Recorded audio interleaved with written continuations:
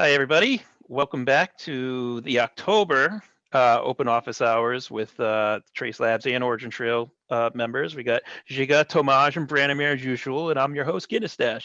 Welcome, everybody. How's everybody doing? It's already been a month. It's crazy. Yeah. Has it been a month? Yeah, about that. When was our last one? I think it was about that. I think it was around the 14th. Yes, it might. Yeah. We're 2 days early this time around. No, but it's a great tradition we got going here. Last time we did this, it was probably about like, I don't know, 90 degrees out, and now it's about like 50 degrees out outside. So it's crazy just in a month how much it can change. But all right, let's open it up with everybody's favorite topic, KuCoin, right? So someone said, when trading will go live on KuCoin, any information? And I know it's not it. I mean, correct me if I'm wrong. There's nothing really you can do as a team right now as far as trading goes. This is all on KuCoin at this point, right? I mean, it's up to KuCoin if they want to allow trading between assets. There's no special red button that teams press to enable trading on an exchange. So, is there any update you have gotten from as a team from KuCoin at this point, or any indications that you see of trading going live anytime soon? Yeah. I mean, just one thing before we go into what information we have as regards the KuCoin. Trace, the core developers of OriginTrail have been trying to, have a very established contact with KuCoin, and what we have seen now also on Twitter through various different accounts are some I think I could call it insinuations, for the lack of a better word, that OriginTrail team is somehow responsible for token holders not to be able to withdraw or deposit funds or continue trading, business as usual as before hack. And we need to be very categorical here that we in no way are in control of that.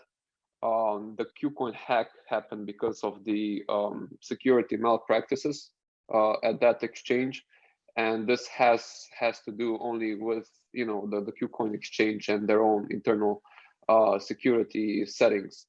For now, the information are very poor. So even we as one of the creators of OriginTrail, most probably don't have more information than any one of you. And but what is quite visible is that the blame is trying to be passed around, or at least kind of the bucket wants to be kicked forward, which is not a very good practice. And again, we have no control over what's happening at KuCoin.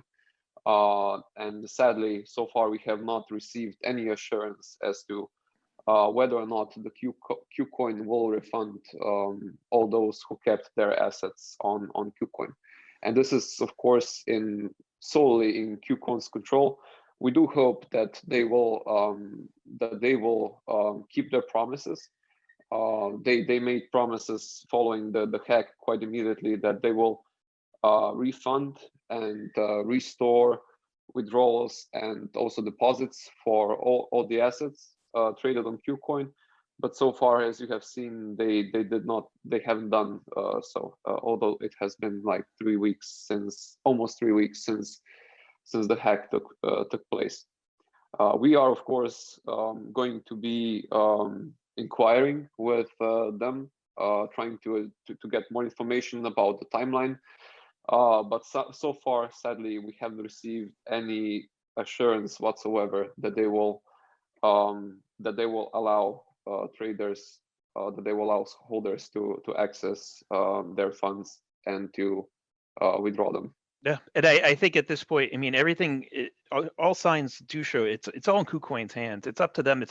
You're not the only project. There's a lot of projects that are in this state, and I think the only way that KuCoin's ever going to regain any sort of credibility is they're going to have to allow to resume, give the ability for people to withdraw their assets and find a way to reimburse those assets, because it's on them. That's it at this point. I mean, that's how it's essential. I mean, you didn't see Satoshi Nakamoto jump in and get it and have any say. I mean, they can easily do something. It's just a matter of if they're going to do it or not, or when. It's really in their field. The ball's in their field. Yeah, So. I mean, in a kind of a bird's eye perspective, I guess the entire industry is still in the maturation phase. We're still far from the distant future whereby every actor in this space would be trustworthy, and we, as one of the entities within the space, should always be following certain fundamentals. And the fundamentals that we also covered with our latest live statements, neutrality, inclusivity, and usability, are the fundamentals from which we cannot deviate if we want to be this positive actor towards making this space really trustworthy.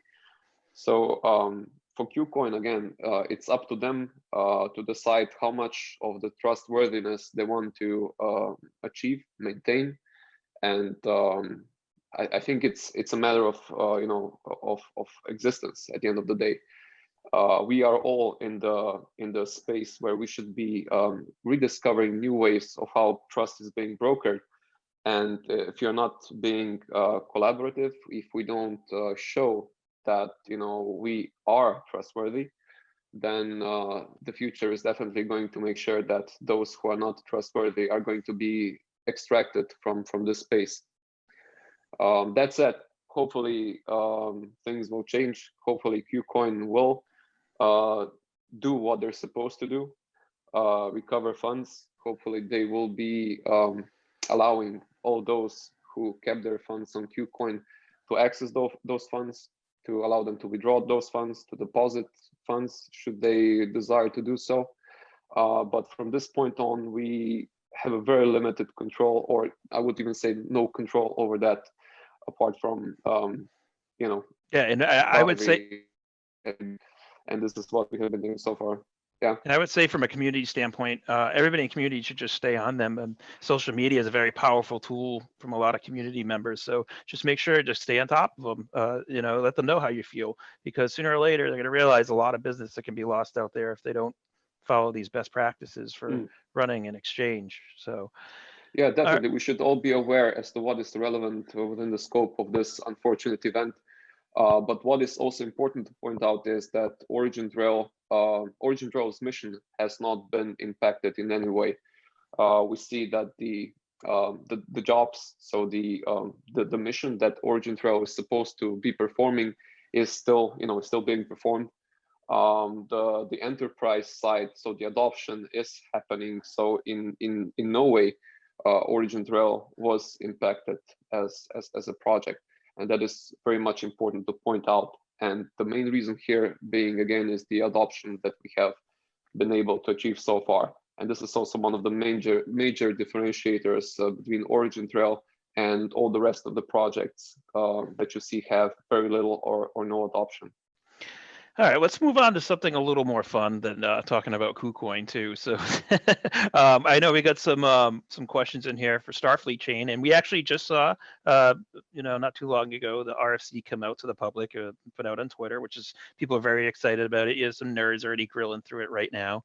And I've had pleasure of being on the working group, and I'm very excited about that as well, along with some other fellow community members that I talk with often. So thank you for that too. It means a lot from a community standpoint to really feel involved as a community. And I think that the community as a whole sees that as a real benefit.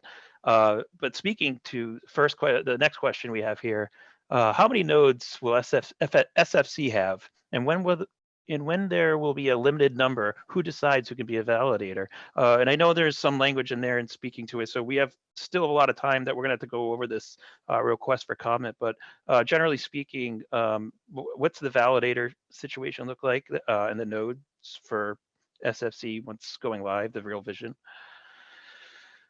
Yeah, so I can take that one. Essentially, the RFC hasn't been out for that long, so it's probably a lot of it is already in there, explained. And there's obviously quite a few things that need to be also determined for the future. But essentially, the idea of Starfleet, and first of all, what's important to mention there is that this is an additional an additional option, an additional chain that's not in any way sort of a breaking change, so it doesn't, pull the rug out and then take Ethereum out of the story and add another chain instead, rather than actually add another one. And the other one should provide different properties than Ethereum. And for some of these properties, for some of the actors in the ecosystem, these properties will be beneficial. And having that said, there's, for such chains, for new chains, it's always been kind of a problem to bootstrap them, especially if you go the proof of work route. Having that said, that's something that's not an option here, really, to use a proof of work route. What is an option, though, is that distinct from other projects and really bootstrapping new chains, OriginTrail already has a community that is able to support this effort, and at the beginning is going to support with a smaller number of validators, so that we can actually basically get things rolling faster. The idea is to start the chain in phase 1. The first phase would have an initial number of proposed 13 validators that would then extend to another sort of phase 2, which would extend to 37. And then after that, the idea is to decide as a community in terms of what needs to happen. There's several factors there that will be part of a further publication that basically, in a nutshell, would explain what would the extension of number of validators bring or not. Because in one way, it brings further sort of decentralization and resilience. On the other hand, it brings some negative aspects, like, for example, the potential increasing cost. But overall, the idea is to provide a speedy chain that is being supported by the wider OriginTrail community, and that would mean trusted known entities from the wider community, both from the enterprises and from the general trace community. So the idea there would be that we have quite a big variety, even though it's not hundreds of validators. And that one important other point I always want to make is that Starfleet is a stage, the first implementation of having OriginTrail become a multi-chain protocol. And that means that from that moment on, once this has basically occurred and we enter this new sort of stage or era of OriginTrail, additional implementations will be possible. And these additional implementations are going to be somewhere on the spectrum between different possible features. And then one of these targets, which is also what we're working on within the Trace Alliance Working Group for Decentralization and Tokenomics, is with the team from Parity. We're working on a Polkadot initiative, just as the Starfleet initiative is going on. So Starfleet as a chain is going to have its own validator, is going to be a community operated chain. That's a pretty wide sort of group of community members from different subgroups, such as enterprises. But also it's a stepping stone. It's really a midway point to integration to other possibilities. And what's key here to realize is that these are possibilities that can be taken sort of advantage of or not. It's really up to the choice of the users of the system. Yeah, and I'm mixing this question in real quick. Might as well just get these two together. But and in speaking that, someone was asking how will different change differ in security, which we all know they all different types of security. And when in allowing nodes to choose, do you end up in a situation where people are just chasing the low gas fee over choosing what's best for security? And I'll speak to this a little bit in one sense too, is something I think the community has to realize is Starfleet Chain is another tool in the shed. It's another tool in the toolbox to use as a blockchain. It's not replacing Ethereum. It's just another blockchain that can be utilized in place of Ethereum on the ODN, much like VeChain could use the ODN, or I don't know, TeaFood and Hyperledger. It's just another blockchain. So all these different blockchains obviously have their own security mechanisms built in. So Hyperledger doesn't have a whole heck of a lot of decentralization, but it works really well for certain organizations, and that's why it's used. And so when people get into like, well, it's not big as Ethereum, how do you know it's going to be secure? Well, it'd be secure enough for certain type uses and for businesses, and maybe they'll choose to use it, maybe not, right?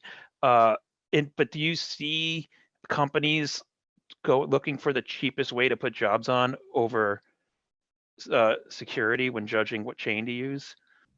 I think you laid it out pretty well, and essentially it's we live in a sort of a situation where there's the market for the data sharing services that OriginTrail Network provides should be offered more choices, and essentially the choice can be all right, I want to have more security, therefore use the most secure blockchain, or if that for someone's preference is not what they would like, but rather chase for let's say low gas fees or really the low market fees for a certain blockchain, then so be it. And the idea is to enable these things, not close down and sort of lock in and create another sort of vendor lock-in situation, which is really not a vendor situation here, but it's really a blockchain sort of type lock-in.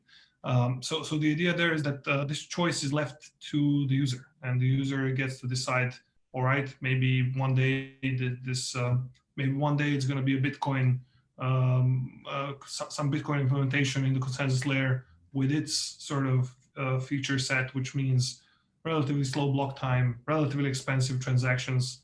If that fits their use case, then that's fine. There's many of different use cases that the technology can support, and one important note to make here is that the majority of data is really on the ODN. So that includes the public metadata for verifiable credentials, as well as the permissioned, or might I say private data kept, not even like, but basically within the confines or single entity sharing data over ODN. So the security change from that perspective is not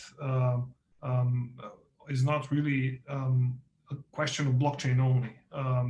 It is really a question in terms of how the blockchain governs this service market, and in that sense, it's definitely a choice that should be made. But it's not an attempt to provide to downgrade, let's say, security in order to have better throughput. I do have to say though that if the situation were so that it wasn't a multi-chain implementation of OriginTrail, and that let's say Ethereum gas fees would skyrocket into several hundreds, that surely would be detrimental for businesses, because then these transactions go into a realm that's not really manageable in such a way. So it is a need. There is a need to offer alternatives, and these are just alternatives again. So that's, I have to point that out. And I think it's one of those things where everybody, again, tries to compare the ODN to it's apple and oranges solutions, right? So you have like centralized solutions like VeChain, for example, with limited number of nodes, or so to speak, permission, not very decentralized. But then you have Ethereum, which is completely decentralized and massive. Both of those are irrelevant when talking about the ODN. The ODN is fully decentralized, and I think that's something a lot of people lose track of, is the fact is they think like Starfleet Chain, that goes against everything OriginTrail has always been saying from a decentralization standpoint. But what they forget is that OriginTrail is not a blockchain. It's a network. It's a decentralized network. So just because you have these, more permission blockchains like VeChain, or there's fully open ones like Ethereum, it's not like there's, again, a competition between VeChain and OriginTrail, or OriginTrail and Ethereum. Again, it's just what brings them together and what creates the decentralization for the data. So whether somebody wants a blockchain with one validator, or they want Ethereum that has global decentralization, they're fine to choose if it makes sense for them to use it. Maybe they do have a system over in China that's keeping data closed in and not decentralized, but they can still benefit from the decentralization of the ODN. And I think just something that I feel like a broken record, but it's very hard to hit that home, I think, sometimes with certain people when they're new to the project as well, to understand the differences. But awesome. So this is a pretty good one, actually. Do you feel the achievements of OriginTrail or Trace Labs are underreported in the crypto media? And I'll give one example. You had this huge news coming out with the Oracles for Oracle solution with the trusted Oracle permission systems with the milk tracing in the project. And it's kind of gets overshadowed by some of these other things. I don't know, hearing about DeFi tacos or something, so it's something that sounds like such a massive thing, but yet it seems like it just didn't get all the media attention that you would expect something like that to get. So do you think sometimes there is some unfairness to OriginTrail, maybe just because they've been around for years and they're not new within a month or something, or but do you feel that some of this news is underappreciated in the media, the crypto? Yeah. So one should always choose what is important for a project. And perhaps an anecdote, not entirely related to this, but when I visit my grandparents, they don't know what we do, for example, because we do not publicize what we do in a local newspaper.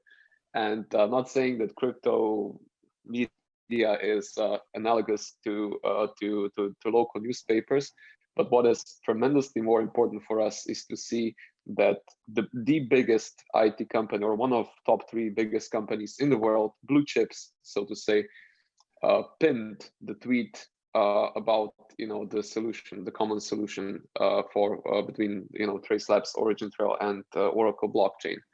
So this is what matters. We should really understand what is relevant and try to distill all the rest of the informations that are dissuading us from investing our thought, our energy, our whatever we do into something relevant.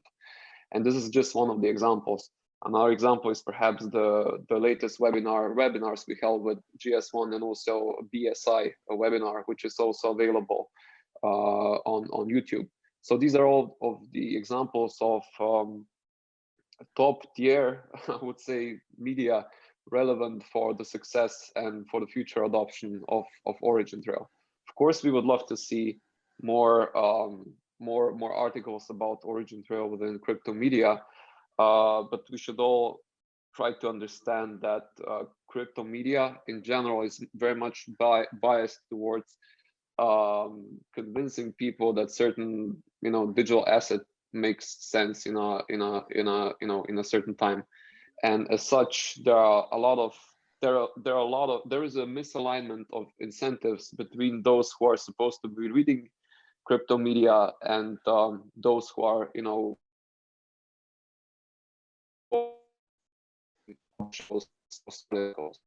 So we live in an information abundant world. So nowadays it's not a problem to reach out and to receive an information. The problem is to distill out of that big bunch of garbage information and decide which source actually makes sense. And we would advise that people should always follow the information at its source. So information that comes from us, that comes from the companies, which are, arguably one of the most important companies in the world. And this is, of course, the most important information. And unfortunately, sometimes it's not reflected in the crypto media. Yeah, I mean, right. A lot of it's probably a lot of projects out there probably doing some nefarious ways of pumping their own projects, even by paying media, I'm sure, to cover some of them. So they would always let the media guide you into what you think projects doing the most out there. Just because they're barking the loudest doesn't mean they're doing the most. So here's a fun one. Is it theoretically or currently possible to create NFTs on the ODN? Follow-up, how might I sell certified OriginTrail authentic memes for TRAC using the ODN? It's kind of funny. I mean, NFTs are becoming a big thing right now. And I mean, correct me if I'm wrong, the Star Trek token is kind of almost like an NFT, so to speak. But do you see the ODN being used for any way to create NFTs? Technically, maybe I just first correct you just to make sure that that everybody's sort of clear. The Star Trek token would actually be a derived token on a different chain. So it's basically the same type. It's not an NFT in that sense, because it's fungible. It's a token that basically doesn't sort of distinguish. The other way. Distinguish between two. Yeah. So yeah. And it's one-to-one parity, so you can basically exchange it over the bridge. When it comes to NFTs, the difference is that you have something that's not fungible, and that basically means that you can prove that you're an owner of some asset which exists, which has an existing document, let's say on a chain, and this document is transferable. So I can send over this document, let's say document, but it's really NFT, to you, and from that moment on, you get to decide who you send it over to. And obviously people assign value to it, and all. This is kind of a different topic, but from a technical standpoint, it is not very much in line, but almost fully compatible to what OriginTrail does today, because OriginTrail handles documents and metadata of these documents, actually the DID document, something that is a publicly associated set of information to a specific identifier, which technically falls under a very similar pattern than NFTs. Then it is possible to create such a document that has associated data on the ODN, and that one can actually transfer ownership of this NFT, might I say, that has associated information on the ODN even today. And one of the examples that very much follows this route, but it doesn't really focus on NFTs per se, but really on data sharing, is the data marketplace infrastructure. And for anyone interested in diving deeper, there's actually in the latest RFC, we mentioned it, there's a paper that explains this very much in a way of data sharing between two parties. This is 100% compatible with NFTs. So short answer, yes, NFTs can be something that can be utilized with the ODN. It's really up to technical implementation of whoever's making an NFT marketplace or really just producing the NFTs. Cool. I mean, it's a hot thing coming up. I have a feeling this NFT thing is going to be the next DeFi thing, and we're going to see Ethereum come to a crawl again because of it. But I guess we'll have to wait and see if that's that's really the case. But pretty cool. Awesome. All right. This is probably more for Tomaž and Žiga. We won't hold you to it, but based on current development trajectory of ODN, when do you realistically expect a time frame? 100 jobs a day, 1,000 jobs a day, 10,000 jobs a day, and 100,000 jobs a day. I guess they're not holding it to you, but they'll hold you to it if you say something. But but realistically, what kind of scale of adoption do you see with those type of numbers and jobs? Going from now till even 2023 and beyond. Let's aim to be precisely wrong here, but it's much easier to set a bit longer term targets. So that's why when we spoke about the targets for 2023, the ambition to have several hundred thousands of jobs on the ODN makes sense. Whereas setting up short-term targets, we actually did set up very kind of a short-term target also the previous quarter and the quarters preceding the Q3. And we saw that certain disturbance might significantly diminish your capacity to enlarge the number of jobs in a short term, whereas in a midterm to long term you can significantly improve things. And this is also one of the aims with the Starfleet initiatives. And as you may know, the gas cost was one of the most serious obstacles to also increase the total graph size in the previous quarter as planned. So we are always planning to increase. But in a longer run, it's the target that we talked about previously still holds, and it also makes a lot of sense. Perhaps just to venture into the question about the use cases on the ODN So the use cases that are underpinning the jobs, the number of jobs, can be found on the OriginTrail website. But as you have seen with the webinars at PSI, with some other solutions, there is already a significant amount of use cases coming onto the OriginTrail decentralized network. But of course, there is always this mechanics that we need to follow in order to make everything sustainable for the users of OriginTrail decentralized network, mostly data creators, which are publishing jobs, but because sometimes the costs might go up, mostly because of the problems we saw with Ethereum connected to the DeFi. It sometimes makes more sense for data creators to bundle certain data. And although there is an increased adoption in terms of how many, let's say, credentials are being stored on the OriginTrail decentralized network, how many vertically diverse use cases are being onboarded on the ODN, this is right now not entirely reflected in terms of the jobs on the ODN. ODN, sorry. But we need to first off make sure that the ODN is based on a chain that is based on a multi-chain approach that will allow for greater sustainability, mostly for the data creators. And once we see that, even with the existing use cases, we can expect you know, a much higher numbers of the jobs. Right now, in order to make it sustainable, sometimes we bundle because it makes sense for the users. In the future, once the Starfleet is fully operational, and potentially if in the meantime the Ethereum the cost of using the gas cost goes down, we might also see an uptake of jobs. But in order not to rely on someone else's chain or someone else's ecosystem, we decided to take this initiative and propose this Starfleet solution, for which we have also gathered kind of a wider audience, not only in terms of proposing this to the community, but also with a handful of people from the community that are helping us serving within the task force initiative as a sounding board, so that we propose something that makes sense. And all of this is aimed towards increasing the number of jobs in the future. The goal is still the same, so several hundreds, thousands of jobs in the period that we discussed, but we would not be able to make any short-term commitments because it's not entirely dependent on us. Right. Yeah. No, exactly. I get it. I mean, right now we all know the gas was the #1 issue holding things back, and so I mean, it's kind of just common sense that once the gas, until the gas issues resolve, we're not going to see a big influx of jobs coming in. I did get a question from the Q&A section.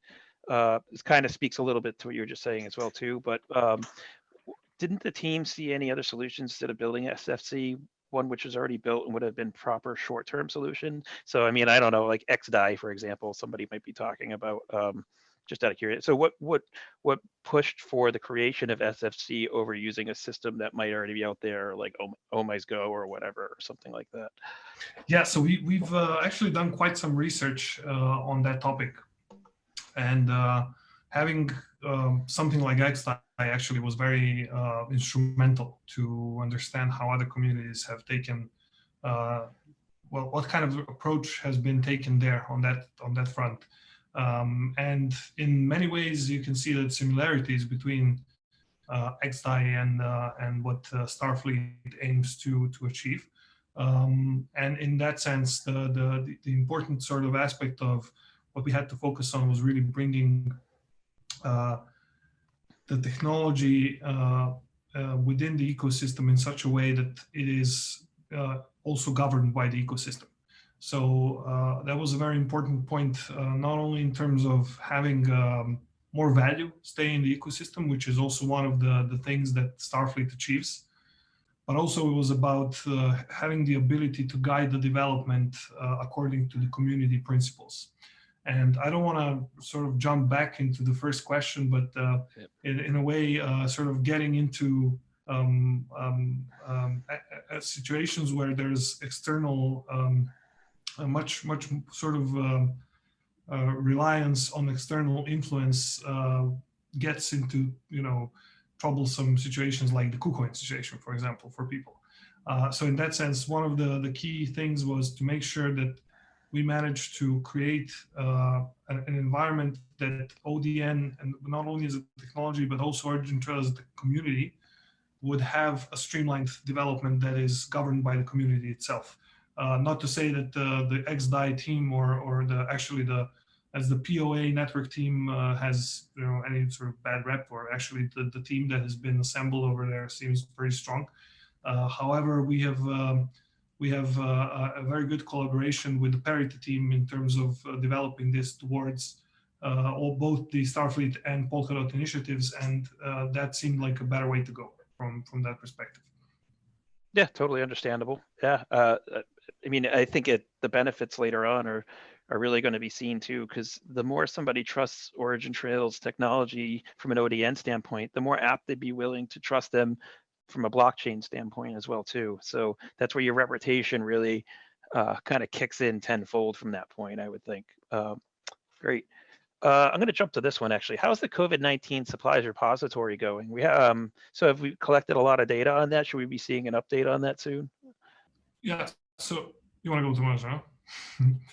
I haven't said anything yet. Tomaž So I has been feel like bored, I so- owe at least one question to stamp my name on the office hours. Otherwise, people's gonna be like, look at this freeloader or free rider or whatever is the name. No, the project's amazing. I mean, I was actually positively surprised to see the amount of data coming in. So there was the participants that were a part of the crowdsourcing group really kind of were doing. I mean, it seems to be doing a good job of finding a lot of interesting sources to bring the data in. Project as a whole saw a very nice confirmation or validation also through the World Economic Forum. The uplink selected the trusted repository to be a part of the cohort on COVID. So there was an interesting exposure also from that aspect to showcase a little bit of what we were working on. So I think it was a week or two ago, there was the WEF event for uplink event, where also kind of we were presenting a little bit, speaking to a breakout in a breakout room to a couple of people that were interested in the COVID. And since it's a WEF, it's those people are quite interesting and come from different large organizations. So over the course of the next couple of weeks, also we're excited to see how the entire kind of this cohort or the activities around the uplink are going to impact how much we can really do within the trusted repository for the essential supplies. And kind of we've seen the certain rising in numbers, I guess, also flaring up in different regions around the globe in terms of the presence of COVID. Much a topic. Sorry, I think I broke a little bit, right? Yeah, you're coming back. We got you. Yeah, there you go. I come back. Yeah, so I think it's the importance is still very much there, and we'll be seeing some updates as well on the project in the following weeks. But obviously, yeah, it's hard to smush everything in a single point. But definitely some positive feedback. I forgot it, so there you go. But it's I think as an update will come up, we'll also be able to share a little bit more about that. And yeah, I'm like I said, excited to see the uplink activities and how it can really impact the trusted repository.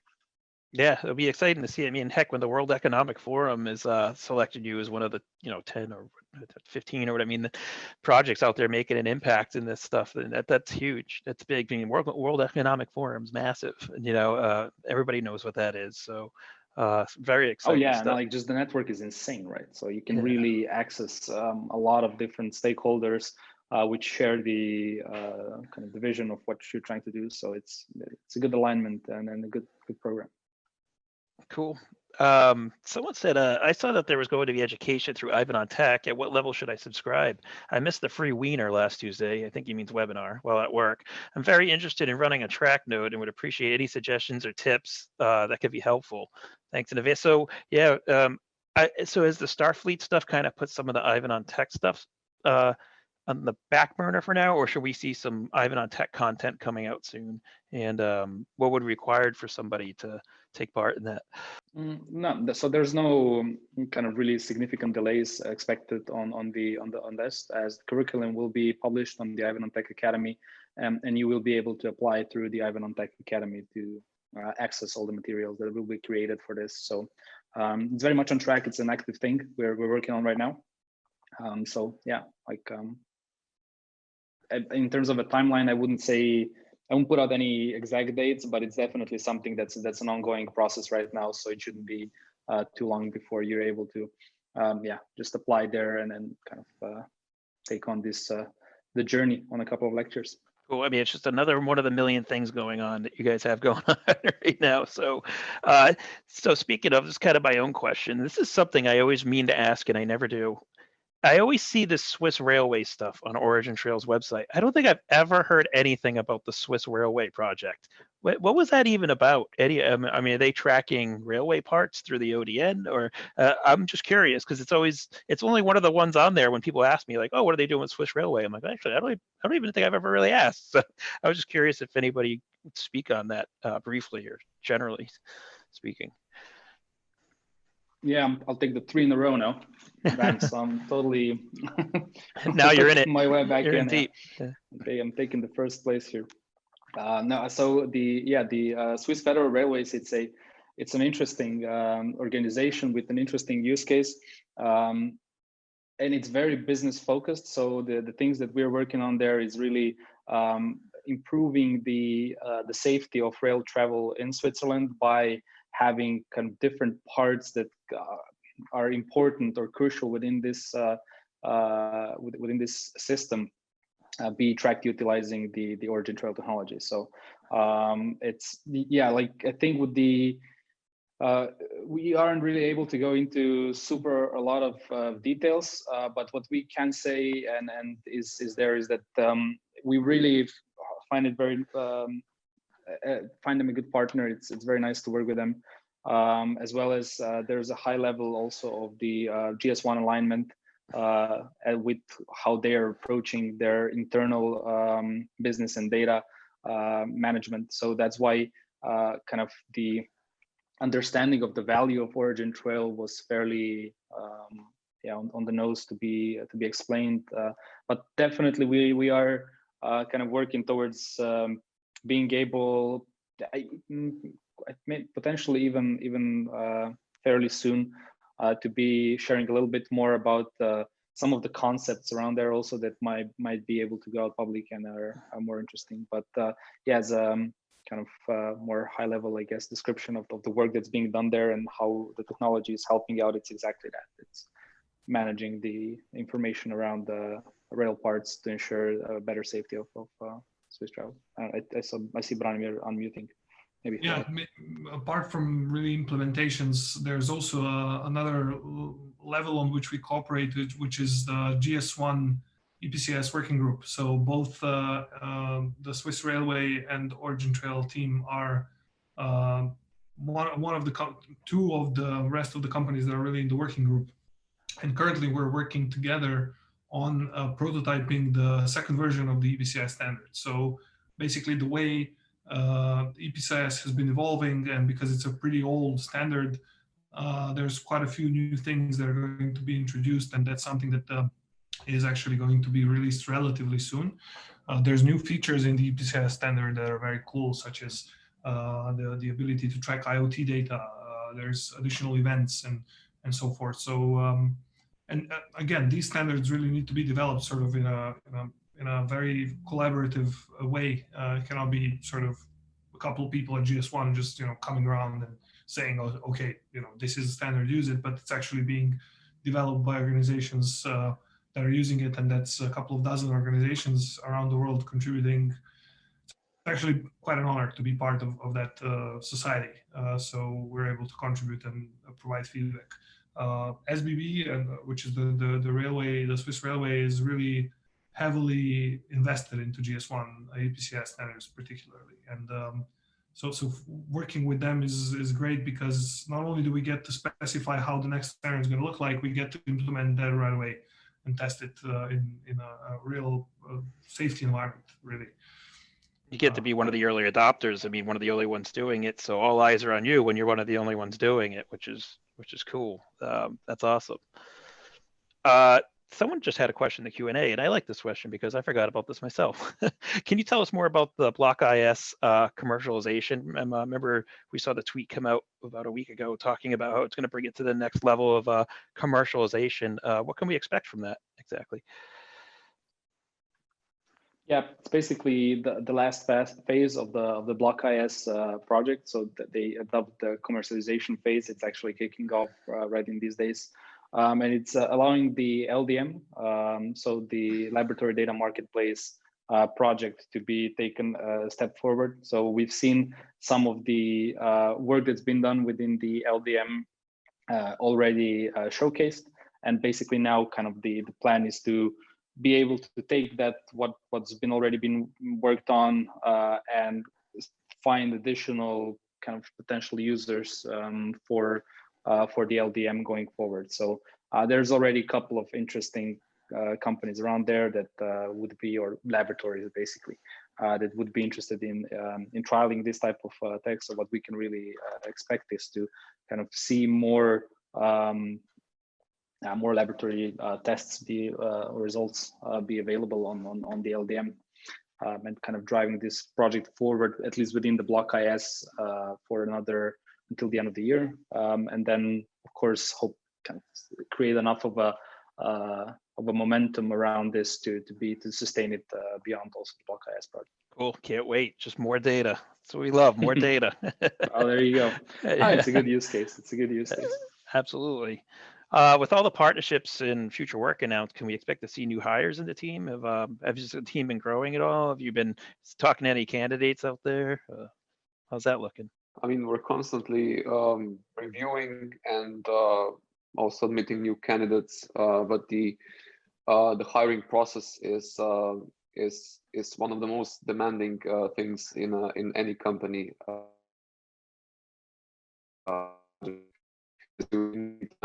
Character fit, and then also invest a lot of energy in every candidate that joins the company. So this is something that, despite the fact that we have a growing number of candidates, we cannot ensure that the pace of actually increasing the team can be as fast as the pace of increasing the number of the projects that we're currently onboarding. That said, there is a significant automation that we are now achieving through the network operating system.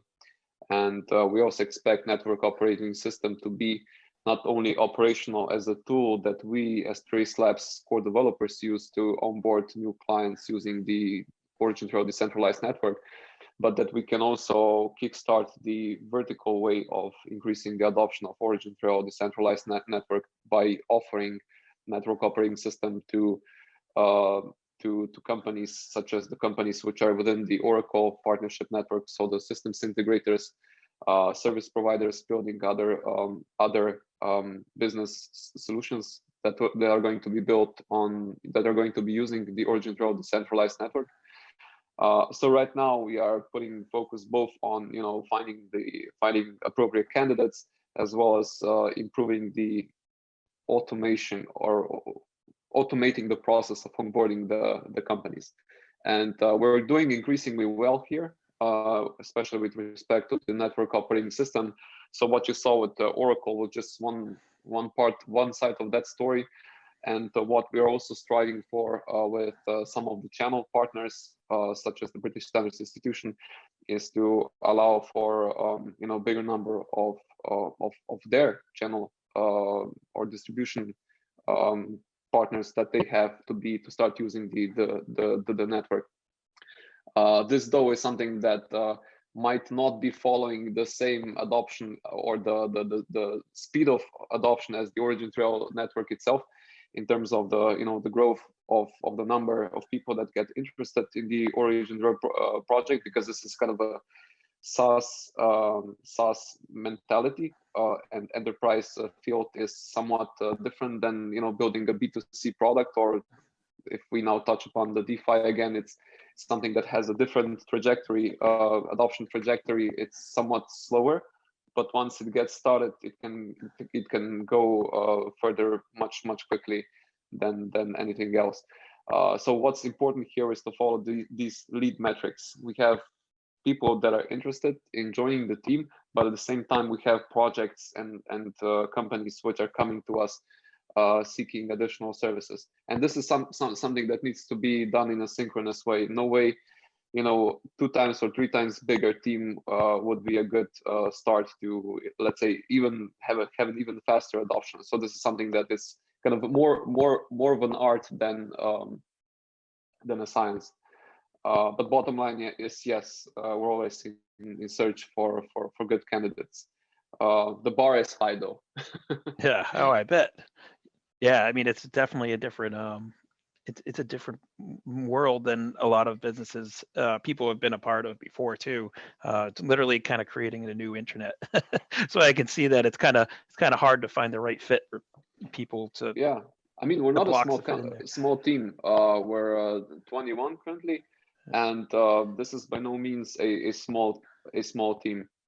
And even with a faster uptake in the adoption, we are going to be working more on the automation aspect of it, so that we don't need to have, maintain an army of 200 engineers or 200 sales people. Right. Actually, right now, the demand for OriginTrail network and for the Trace Labs services in general is, somewhat exceeding the capacity of us to provide, faster adoption of the network. But this is something that even kind of we use the floodgates term oftentimes.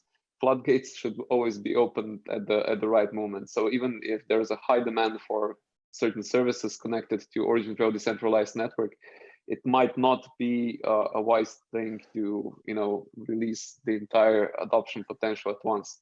And that's why the initiatives, again, such as the Starfleet initiatives, are kind of the focus right now. Also in the focus, and again, this is not connected perhaps with the HR. The future, it's kind of it's one of the top priorities. Also in the light of the KuCoin hack, which of course the question is how will it be resolved. It's not up to us, but it is up to us to make sure that the digital assets, so the trace, is accessible and in some solid markets. All right. Yeah, awesome.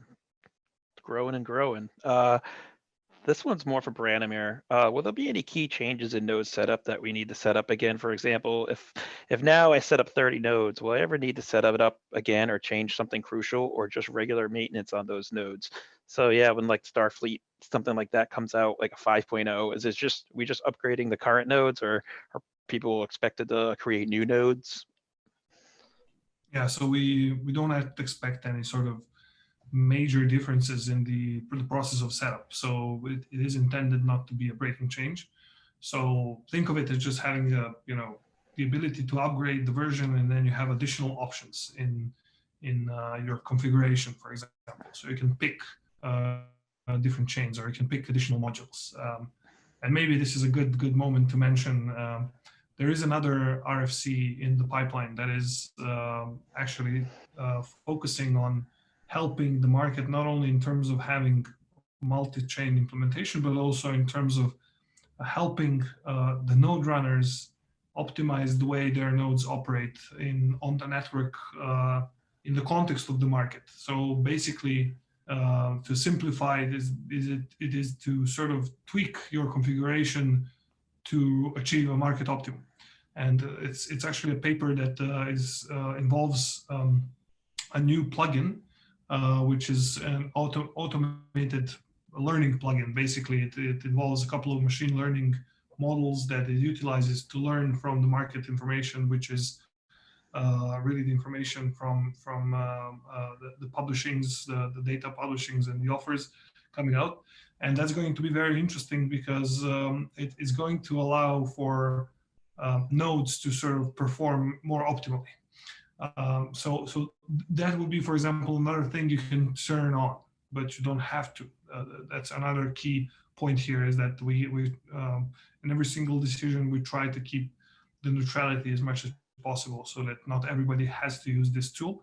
But it's actually going to be a very, very cool tool. And with this, I won't go too deep into this, but again, there's an RFC coming out. I think it's about 20 pages long. There's a lot of things to get into, and it's going to explain exactly what and how this works. In terms of generally updating on the nodes, we do not expect any sort of breaking changes to sort of make you go through some unholy process, but really again, if someone has 30 nodes and they all require maintenance, there's going to be some work that needs to be done. It's just it's not expected to have to set up 30 new nodes. Awesome. Yeah, and I think that's really what the main question was. So people will be glad to know it's just the same nodes they're running today. It's just a matter of updating them and getting the latest updates. So cool. It's already at about an hour. I'm gonna leave it with this one just because this one's always kind of a fun one to bring up. But when DSCSA appetizer or main dish? And the reason the DSCSA stuff keeps coming up is because there's a November deadline. I think it's November 27th coming up, where they're requiring all these pharma manufacturers to start authenticating where their medications came from as of, like a little over a month from now. Have you caught wind of any pharma solutions that are looking at the ODN in order to abide by these DSCSA requirements that you know of, or maybe that you're not even actively a part of? Have you caught wind of any sort of projects out there looking towards your solution in order to meet these requirements that are coming up in a little over a month? Yeah, so I think the pharma has been quite, it was quite a few different kind of points in which there was an overlap and kind of like the new legislature that's been coming up for the last 3 odd years, I think, that's been implemented to kind of come into full effect. Is definitely something that was kind of overlapping with some of the works that we've been doing. Also, the GS1 plays a role there with the traceability standards and EPCIS. So there's definitely that. Nothing that we could kind of say that there's a public commitment towards kind of having something be launched on the ODN by November 27 when this comes into full effect. That being said, the technology is highly compatible with these type of initiatives, right? And it's something that you really do see across the board in different industries, from pharma to tobacco in Europe to food in a lot of different aspects, especially for the more critical categories like the meat, milk, and then fresh vegetables, are all kind of tiptoeing around the subject. Pharma definitely went ahead with the requirements with the new regulation coming up. But yeah, like I said, there's quite a few industries that are coming together on similar approaches, and it's something that's very beneficial, because that was literally the core premise that the world is going towards this direction as we were setting up technologies, even pre-OT protocol time, and especially with the OriginTrail as a decentralized knowledge graph. Sorry about that. That was a nut cut in my throat. Yeah, so I think I'll leave it at that. I don't know, Žiga, if you want to add anything more detailed on this, or yeah, I mean, with so many kind of projects that we're currently involved in, definitely there are a lot of, at least at the micro level, aspects which are also touching upon this topic, and it's definitely something that we are working towards it. But none of the companies in this space, even the ones that might be focusing specifically on this topic, could be able to provide any detailed timeline. But all the initiatives, most important ones, the ones from the the Frank Yanis' initiative at the FDA, is something that OriginTrail had been working towards being compliant and is going to be working towards being compliant and offering to the partners, both in this part of the world, US, Asia, solutions that are going to be suitable and useful for them. But again, timelines are something that we are unable to commit towards at this point. Yep, no, totally understandable. I mean, the writing's on the wall that the technology is built around the idea of that stuff. So if people want to use it, they'll use it, and I'm sure we'll know about it when they do. But I get someone just put, when will we see new exchange? So are we still working on new exchanges, or another fun topic? As we said, this is kind of one of the top priorities in the future. not saying that KuCoin hack was again saying KuCoin hack, but it's impossible to avoid the topic nowadays. Definitely, it was some sort of a signal that the space is quite fluid, and that we also need to make sure that this liquidity provisioning is a priority, that the trace deserves the right spot in this market or several markets.